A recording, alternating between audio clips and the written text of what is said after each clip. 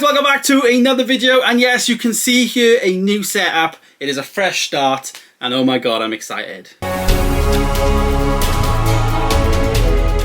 Yes, if you have missed recently, I have been configuring this entire setup. So yeah, of course, if you have missed it, please go back and look at my vlogs and stuff. But today we are reviewing our first movie in this new set, if you will. And this is The Strangers. The Strangers Chapter 1 precise. I've actually watched the original Strangers movie a few weeks ago on a Horror Saturday. And this is like the follow-up stroke reboot of that franchise. I actually went in a little bit hard on this film in my Horror Saturday. But what did I think of this one? The movie itself is directed by Renny Harlin, who is known for many other films, you know, Deep Blue Sea, Cliffhanger, you know, he's done quite a few big ones, Die Hard 2, so he's done some really big films. So for him to step into this film is interesting to say the least, you know, because this is a small, let's be honest, like genre film in terms of The Strangers, you know. He is also directing Chapter 2 and Chapter 3, because obviously Chapter 1 is the first part in a new trilogy that they are doing with this, and it does very much stay with the original, you know, setting from the first movie. The amount of parallels in this film is unbelievable. Basically, a couple is together, you know, their car breaks down, they have to stay in this like shack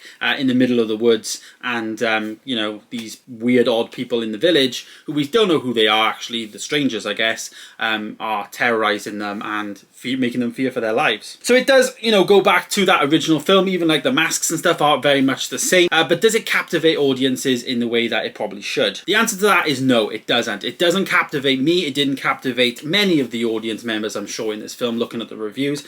But what it did do well, I think, was, you know, go back and do a bit of a teenage drama-y kind of vibe. I actually, you know, was very much like in that camp of, you know, it could have been a lot worse than it was, kind of camp, and you know, it's a film that, you know, to be expected is not as good as other films. So when I compare it to the 2024 movies that I've actually watched in terms of, you know, in terms of other horror movies, you know, I've seen things this year like Immaculate, which I thought was really good.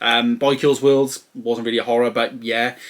We also went to see Abigail, which is again Imaginary, Tarot, all these other films which have actually rated them higher than this one. But what this one does do good though is it is better than things like The Night Swim. You know, The Night Swim for me was a badly made film. I think I remember saying that school kids could have made it. I think with this one it was different in that sense. It was interesting that it could have been, you know, it could have offered a bit more. In the movie though, we get Maya and Ryan, who are the two like couples. We get Madeline Pesht, who is playing Maya, and then we also get Froy Gutierrez, who is playing Ryan. Now, I thought Madeline was a little bit of a better actress in terms of her performance versus, you know, versus Froy, and I think, you know, there's some cool elements there. Gabriel Basso was actually playing Gregory, which I think was like the main guy, like the main masked guy, but recognize his face from The Night Manager, or The Night Agent on Netflix, that series, but obviously we didn't see his face with the mask on. But it does, you know, it does continue and it stays with that theme. You know, it's nothing to write home about, but it's also not a terrible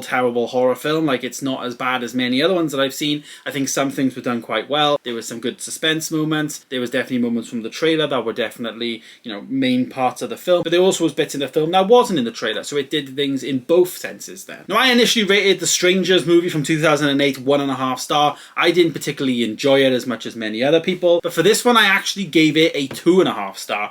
I think some of the performances were pretty good, and they did end the film with a bit of a captivating moment to lead on to the next one. Now, I think the next one could be a lot better. I think the first one, they kind of had to go back to like what the first one was and try and replicate that in terms of a reboot. But I think the second one, how it ended, there's definitely going to be some interesting things coming from it. Fun fact, actually, the second one's actually out October this year, so I think they must have filmed these back to back, so it looks like we're going to get that one around Halloween, obviously, and then maybe the third one probably, you know, a couple of months after that, maybe this time next year. But The Strangers Chapter 1, you know, 2.5 star. I think it's a decent start, but it definitely has its flaws in my opinion, and you know, it does some things really well, and it just does some things just question marks all over it. But there it is, 2.5 star for The Strangers review. Thanks so much for watching. Also, smash a like if you like this setup behind me. I have been working quite hard on this over the past couple of weeks, and it's finally good to get the first video actually filmed and now out for you guys to see. But there it is, guys. Thanks so much for watching. Stay tuned for more, and I'll see you in the next one. Goodbye.